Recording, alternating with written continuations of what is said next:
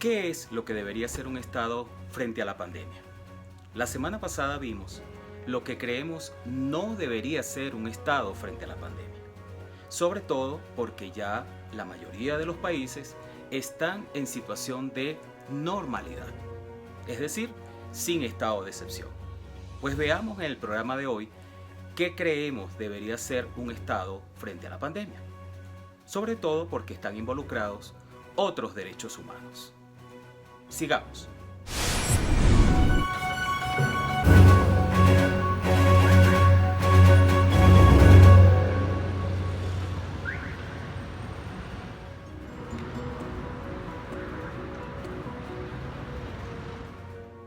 Buenas noches. La semana pasada, para dar finalmente una aproximación a este tema de los estados frente a la pandemia y los derechos humanos, tratamos de hacer una hilación muy fina desde inclusive lo que se considera un estado. O sea, ¿por qué los seres humanos, cuando ya se constituyeron en sociedades o comunidades, decidieron crear los estados? En principio, los estados tuvieron una serie de características que en nada se parecen a los estados actuales. Actualmente, el estado que prevalece en el mundo es el estado de derecho. Estado de derecho, decíamos que de justicia y democráticos en la mayoría de los casos. Y decíamos que precisamente por esas características de lo que es un estado y todos los principios que lo rigen, decíamos o hablábamos del principio de separación de poderes, hablamos sobre todo del principio de legalidad que rige todas las actividades de un Estado, hablamos del principio de reserva legal, hablamos de otro gran principio muy importante que es la responsabilidad patrimonial del Estado. Finalmente hicimos una aproximación, sobre todo ya en la finalización del programa o el episodio pasado, para decir que los estados no deberían actuar si van a empeorar la situación. Sobre todo porque en este tema de la pandemia no solamente debe protegerse el derecho a la salud, que es muy importante por supuesto, y es lo principal que los estados deben buscar proteger en estado de pandemia, pero el problema es que cuando esto se ha alargado en el tiempo, se han ido involucrando otros derechos humanos muy importantes, que si seguimos con la tónica del principio que se entendía porque era una emergencia, porque no se sabía exactamente lo que significaba esto que originalmente era una epidemia y luego se convirtió en pandemia, era comprensible y la mayoría de los países, la gente lo entendió, que los estados mandaran a la gente para su casa, paralizaran actividades, cerraran negocios, no permitieran el derecho al libre tránsito y sobre todo esto basado en estados de excepción. Para hacer esto, los estados tuvieron que, a través del presidente de la República, declarar el estado de excepción. Esto era totalmente comprensible, repito, cuando se inició todo esto por allá por febrero, marzo del año pasado, pero el hecho es que luego todo esto se ha ido alargando, la pandemia no ha terminado, todavía estamos en fase de vacuna, pero el problema es que los estados de excepción hace tiempo, dependiendo del país, cesaron en la mayoría de los casos. En algunos casos se han retomado, en otros casos no se han vuelto a retomar. Pero lo preocupante es que la mayoría de los países, sobre todo las administraciones públicas y sus autoridades gubernamentales, han seguido con la tónica de suspender, restringir y casi eliminar derechos humanos y no humanos, porque hay muchos derechos que no se consideran derechos humanos, pero que están cerca de serlo. El punto es que aún en esta situación de normalidad constitucional, porque no hay estados de excepción, muchos estados siguieron a través de sus gobiernos y administraciones públicas actuando como si estuvieran todavía en estado de excepción. Entonces hoy vamos a tratar de ver qué es lo que realmente podría ser un estado, porque muchos de ustedes dirán, bueno, si no puede esto, si no puede aquello, si no puede lo otro, entonces ¿para qué están los estados? Bueno, precisamente los estados están para solucionar problemas. Decíamos que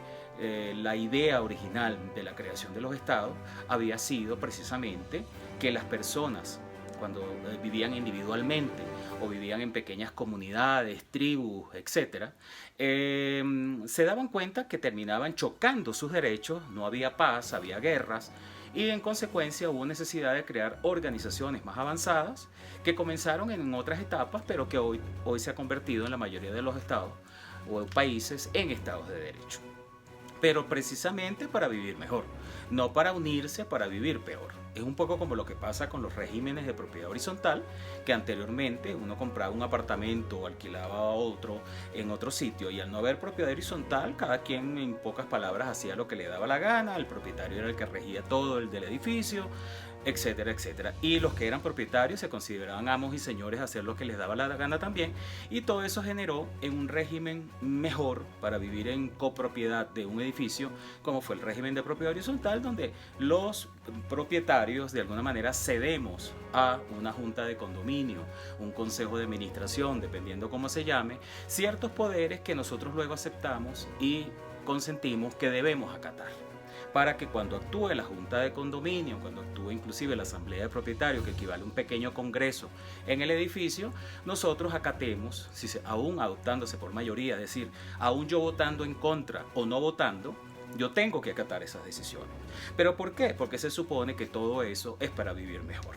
Lo mismo pasa con los estados. Los estados se supone que son figuras organizativas que las comunidades, los seres humanos decidimos en un momento determinado que era la mejor manera de vivir, para vivir en paz, para que nuestros derechos estuvieran salvaguardados. Eso no quería decir que yo iba a perder derechos, sino que yo iba a disfrutar mis derechos en sana paz, y donde terminaba mi derecho comenzaba el del otro. Entonces así más o menos vivimos, y si por alguna casualidad le causamos un daño a otro, tenemos que repararlo. Eso no hay manera de evitarlo, y esas son las pautas de vivir en sociedad, de vivir en un estado y unas autoridades que, si yo no acato eso, me sancionan, pueden producir actos administrativos y de muchos tipos para yo entrar por el redil. Eso es más o menos la idea. Por esa razón no podemos pensar que los estados pueden hacer lo que les dé la gana. Cuando digo estados me estoy refiriendo un poco más bien a las autoridades, porque al final los estados dentro del estado estamos los propios ciudadanos. Entonces, cuando las autoridades tienen sus competencias para hacer cosas, se supone que cuando las va a ejercer, y eso lo dijimos la semana pasada también, no basta con yo decir tengo la competencia o la legalidad me permite actuar, sino que yo tengo que ver también si esa competencia, cuando yo la ejerza, va a mejorar la situación general de la gente en ese estado, en ese municipio, en ese departamento, en ese estado federado, etc. De manera tal que entonces no podemos pensar que porque estemos en una emergencia, aún en estado de excepción,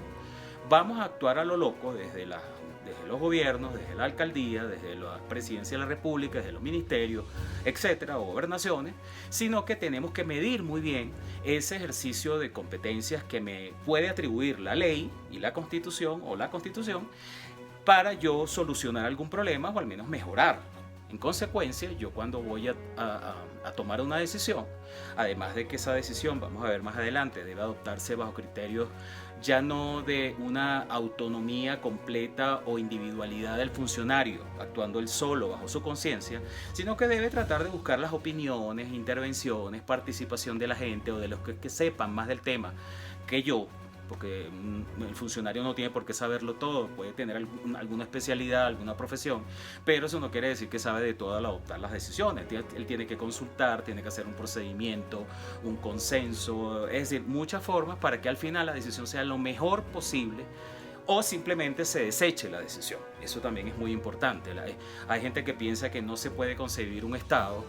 sin ejercicio del poder y que el poder siempre va a solucionar los problemas. No, yo para solucionar los problemas tengo que estar seguro que lo voy a hacer. Y si no lo voy a solucionar o no los voy a mejorar, mejor no hacerlo. Porque entonces entra otro principio que decíamos la semana pasada que es muy importante, que es el de responsabilidad patrimonial, así como sucede a nivel civil, que yo de todo daño que le cause a otro debo repararlo, ya sea por dolo o culpa. Igual sucede con el Estado. El Estado, de hecho, por eso se le da la personalidad jurídica a los Estados. Originalmente el Estado como figura no tenía personalidad jurídica. Finalmente el Estado se decide darle personalidad jurídica en parte por eso, porque si va a asumir una responsabilidad no tiene que ser el funcionario personalmente, sino que el Estado como persona jurídica tiene que asumir también los costos y las consecuencias que su actuación amerite, aun cuando esa actuación, repito, sea legal. Pudiera ser muy legal para la ley, pero si para la generalidad, o mejor dicho, y para la generalidad de las personas, inclusive pueda ser beneficiosa, pero si hay unas minorías o unas personas en concreto que demuestren un daño especial en esa actuación y debe indemnizárseles, hay que hacerlo. Por eso es que no solamente el funcionario tiene que medir su competencia o determinar si tiene la competencia, determinar si va a solucionar el problema, lo va a mejorar, sino que en el caso de que eso genere daños o amerite inclusive la necesidad de expropiaciones, diferenciamos también expropiación de responsabilidad, debo saber que tengo que tener el dinero para pagar eso, como pasa con todos nosotros que a lo mejor queremos ejercer un derecho y tengo el derecho, sí, pero ¿y si eso genera un daño? Tú tienes la plata para pagar los daños. Eso también hay que pensarlo cuando nosotros tenemos que ejercer nuestros. En consecuencia, la actuación del Estado tiene que estar en esos términos, en esas ideas, de que no es ejercer el poder por ejercerlo, porque tengo la competencia, que obvio que es bastante ya que se exija la competencia, porque peor sería que no tuviera ni siquiera eso. Acuérdense que los estados o los funcionarios o las autoridades solo pueden hacer lo que la ley les permita, que es el famoso principio de legalidad, sino que si de verdad vale la pena, que si yo cerrando negocio, haciendo las cuarentenas X o Z, porque hay distintos tipos de cuarentena, pero últimamente inclusive se han impuesto, y aún fuera de estado de excepción, las llamadas toques de queda. La semana pasada hubo varias protestas, sobre todo en países europeos, quejándose, y aquí mismo en Latinoamérica, quejándose del exceso ya, pero ya no solo de las cuarentenas, que era bastante, sino los toques de queda. Vamos a poner ahorita unos titulares que vimos la semana pasada sobre eso. En consecuencia, no solo, repito, hay que ejercer el poder de ordenar y mandar y punto, y ustedes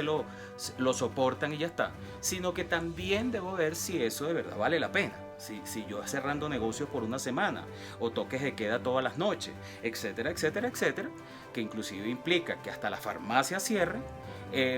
eso vale la pena para el beneficio que va a generar o para la mejora que va a haber. Eso es una cosa muy importante. Entonces, tenemos finalmente que decir al respecto que el Estado podrá hacer, si tiene la competencia, y concretamente la administración pública, que es la que tiene el mayor peso de solucionar los problemas diarios de la gente, ¿no? Como pasa en todas las organizaciones humanas, siempre debe haber una administración que finalmente esté el día a día velando por los intereses, en este caso generales. Pero en general el Estado tiene que actuar así, pero sobre todo la administración pública tiene que ver si, teniendo la competencia, y más aún si no estamos en estado de excepción, porque ya en el estado de excepción las posibilidades de actuación se reducen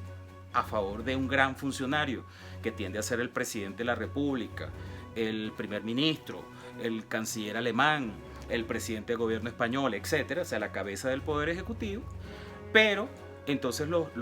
funcionarios menores, vamos a decir así, alcaldes, gobernadores sobre todo, que son las cabezas de los ejecutivos en sus ámbitos territoriales, tienen que seguir las pautas de ese gran funcionario durante el estado de excepción. En consecuencia, ya no tienen esa independencia y esa autonomía que disfrutan en sus leyes en situación de normalidad, sino que tienen que acatar las pautas que les dicten desde arriba los decretos derivados del estado de excepción. Tienen que actuar de otra manera. Ahora bien, en situación de normalidad, cuando ya no hay estado de excepción, todo el mundo recupera sus competencias normales, y por eso que entonces digo que los alcaldes y gobernadores y presidentes y ministros en actuación derivada de la pandemia tienen que ver muy bien si tienen la competencia. Y de verdad, si esa competencia que están ejerciendo, como está pasando últimamente, que fuera de estado de excepción actúan con cuarentenas, con toques de queda, etcétera, verdaderamente va a mejorar la situación. Porque no solamente debo ver estrictamente el tema de la pandemia y cuántos muertos y cuántos contagiados y cuánta ocupación de UCIs hay en el país, sino, o en la ciudad o en el estado, sino que también debo ver otros derechos involucrados, porque yo les decía la semana pasada que el poner a la gente en cuarentena, en confinamiento, en aislamiento pleno, etcétera, etcétera, como pasó el año pasado, especialmente al principio, a la larga, eso a lo mejor por un par de meses no pasa nada en otras cosas, pero cuando eso se excede, yo inclusive digo un mes, pero cuando eso se excede los topes de los estados de excepción. Definitivamente esas son cosas que no pueden tomarse a la ligera, sobre todo si estoy actuando fuera de estado de excepción, porque eso puede estar perturbando otros derechos, sobre todo derechos humanos, que son tan importantes que el derecho a la salud derivado estrictamente de la pandemia, porque puede haber también afectaciones del derecho a la salud en otros aspectos de la gente, como vimos el caso de los señores mayores de 70 años en Colombia, en Colombia, porque fue un decreto del presidente que fue mandado a revisar en ese aspecto o anulado, porque definitivamente así a lo mejor me proteges del coronavirus, pero me estás produciendo otros daños colaterales en mi salud también. Y eso le puede pasar a cualquier persona. Conozco gente que se ha enfermado de otras cosas, que les da insomnio, que les da depresión, que se empiezan a enfermar de otras cosas porque a lo mejor necesitan hacer ejercicio como venían haciéndolo y de repente los mandaron a parar porque no pueden ir a un gimnasio, no pueden salir a la calle a trotar, no pueden manejar bicicleta y las personas se van enfermando de otras cosas. Pero aparte de eso, vemos que también generan daños de otro tipo, como vimos la semana pasada. En Latinoamérica, por ejemplo, hay una situación muy típica en casi todos los países latinoamericanos, que la economía informal es muy alto. En muy alto porcentaje son ejercidas por las personas. De forma tal que cuando tú mandas a la gente en confinamiento, toques de queda, cuarentenas o como se llame, le estás causando un daño que al principio se comprendía, pero que luego a la larga las personas se van a morir de hambre. Las personas se quedan sin trabajo porque muchas empresas cierran y no vuelven a abrir, o volviendo a abrir, la ley en algunos países inclusive da facilidades de suspender los contratos sin pago. Entonces tiene que venir el Estado un poco a auxiliar eso, que en muchos estados no lo hicieron. Entonces por eso es que hay que tener mucho cuidado. En consecuencia, lo que debería ocurrir es que en situaciones como la pandemia, sobre todo si se van alargando y se van retomando las competencias normales y ya no hay estado de excepción, los funcionarios tienen que ver primero la competencia, por supuesto, tiene que ver luego sobre todo el tema de el beneficio que eso pueda generar, definitivamente. Y el tercer punto es, en el caso de que yo genere daños, tengo el presupuesto para eso. Otra cosa que a mí me preocupa mucho, sobre todo a nivel nacional y a nivel municipal, que los municipios viven mucho con el tema impositivo de las actividades económicas y comerciales de las empresas, es que los municipios también tienen que ver que si yo mando a cerrar, el municipio a la larga no va a tener ingresos en el próximo periodo fiscal con respecto a las actividades comerciales. Y no podrán serlo estrictas con ese tema a futuro porque tú mismo impediste el funcionamiento de las empresas. Es verdad que hay un derecho a la salud que prevalece sobre todas las cosas en criterio de algunos, pero además salud en sentido estricto, porque no es en salud en general, ya lo dijimos. Pero tú también tienes que ver si el daño que eso va a generar, inclusive para el propio municipio, en el caso de los alcaldes sobre todo, pero eso también aplica a nivel nacional, eso no va a generarte un problema adicional a la larga, sobre todo si ves que la mejora no es tan importante como eso para tu funcionamiento como estado o como municipio o como distrito, como se llame en el ámbito que sea. Eso pasa lo mismo como a nivel de lo que decíamos de los edificios en propiedad horizontal. Si tú creas una situación que no vas a permitir a los copropietarios pagar las cuotas de administración o condominios, como llaman en otros países, ¿cómo vas a exigir? Si por decisiones tuyas esa misma comunidad no pudo tener ingresos, en el caso de que esto pudiera hacerse, por supuesto, luego pedir como si nada hubiera pasado las cuotas de condominio o los pagos mensuales al respecto. Eso pasa también a nivel nacional y a nivel municipal sobre todo. Entonces por eso es que los estados tienen que medir eso. Entonces, para concluir, definitivamente tenemos que tener claro que los estados, o mejor dicho, las autoridades del ámbito que se trate, para actuar en materia de pandemia, tienen que medir principio de legalidad, proporción de mejora o no del problema planteado, de manera tal que si eso afecta a otros derechos, no debería hacerlo cuando mido y cuando consulto con expertos. Que otra cosa muy importante, que las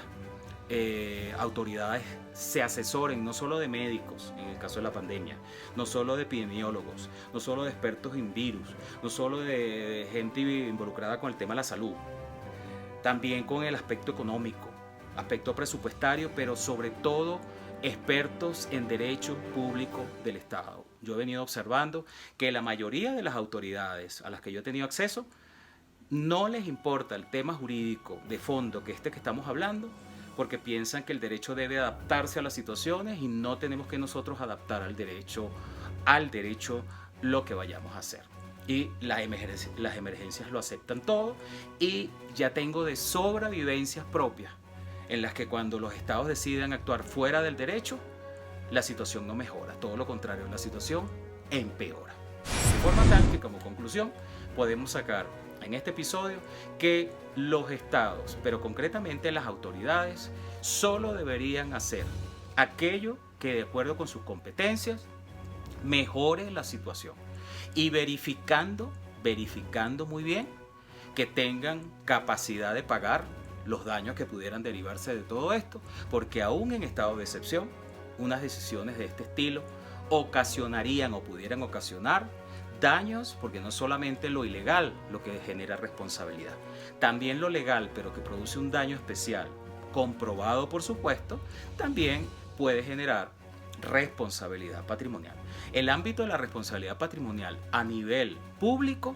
es mucho más amplio inclusive que a nivel privado, porque en el ámbito privado solo respondo cuando actúo bajo dolo o culpa. En cambio,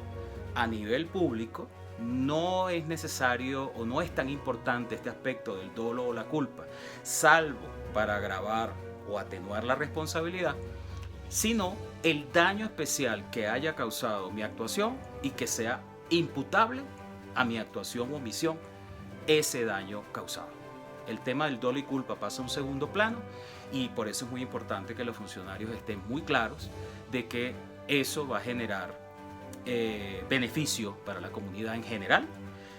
pero también estar muy claros de que no va a generar el mínimo perjuicio a minorías, que a veces es necesario, no queda otro remedio, pero que además yo tengo el dinero para pagar esa responsabilidad generada por mis actuaciones. Muy importante. Y por supuesto que para la adopción de todas estas decisiones debe el Estado o el concreto, el funcionario de que se trate, seguir los procedimientos administrativos. Los procedimientos administrativos no son estrictas, sobre todo si son actos particulares, los procedimientos administrativos, pero también normativos, quiero decir. Los procedimientos administrativos no son una mera formalidad. Una vez que la decisión ya yo la adopté en mi cabeza, yo funcionario, yo alcalde, yo gobernador, yo presidente, etc., sino que los procedimientos es una manera de no solo de revisar la legalidad para ver si yo puedo hacer lo que yo quiero hacer o que yo pienso que debe hacerse, sino para ver el beneficio o perjuicio de todo eso, consultar a los expertos, buscar la participación ciudadana, porque hay muchas cosas que probablemente yo no sé, que la gente, las comunidades, los expertos, los gremios, etcétera, puedan decirme y yo no lo sabía. Y por eso que al final a lo mejor puedo decidir, después de un procedimiento, decir,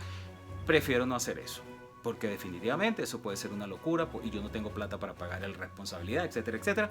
Lo mejor es hacer un buen procedimiento para que de ahí salga la decisión más consona o que convenga al interés general. Eso es lo que yo creo que podríamos hacer. No quiere decir que por no poder hacer lo que dijimos la semana pasada, entonces los estados se crucen de brazos. Pero a veces, frente a actuaciones estatales tan perjudiciales o que no tengan la posibilidad de responder patrimonialmente o de inclusive actuar humanitariamente frente a la gente,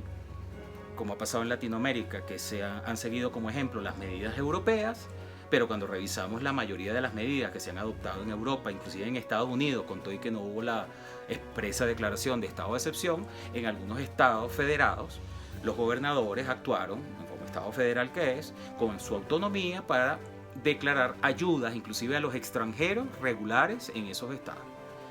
Y eso es otra cosa. No deberían actuar las autoridades pensando que solo sus actuaciones son para los nacionales y que los extranjeros no existen. Los extranjeros existen para acatar lo que digan y la ley, por supuesto, pero también existen en el caso de daños. Las ayudas, responsabilidad y compensaciones deberían ser también para extranjeros, por supuesto, regulares. En conclusión, esto es lo que creemos que debería hacerse o debería ser el papel de un Estado frente a la pandemia, sobre todo porque pueden estar involucrados muchos derechos humanos, adicional a lo que es el centro original de todo esto, pero sobre todo porque fíjense ustedes en el caso actual, ya vamos a hacer un año de todo esto y muchas autoridades piensan que la solución es la misma de marzo, abril, mayo, que ya era bastante, pero además fuera de estado de excepción. Hay algunas autoridades que están haciendo uso de la famosa competencia de orden público, pero que mi criterio es excesiva porque genera unas actuaciones totalmente fuera de lo que es el orden público, como si estuvieran en estado de excepción casi. Entonces, si eso es el caso, ¿para qué se declararon los estados de excepción o para qué existen los estados de excepción? Si el orden público lo puede todo. Por eso es que para ser funcionario no solamente, y sobre todo actuar en materia de pandemia, no solamente me debo asesorar de médicos, me debo asesorar no solo de abogados, de verdaderos expertos en derecho público del Estado para que me digan si eso que se va a hacer se puede o no hacer. Buenas noches.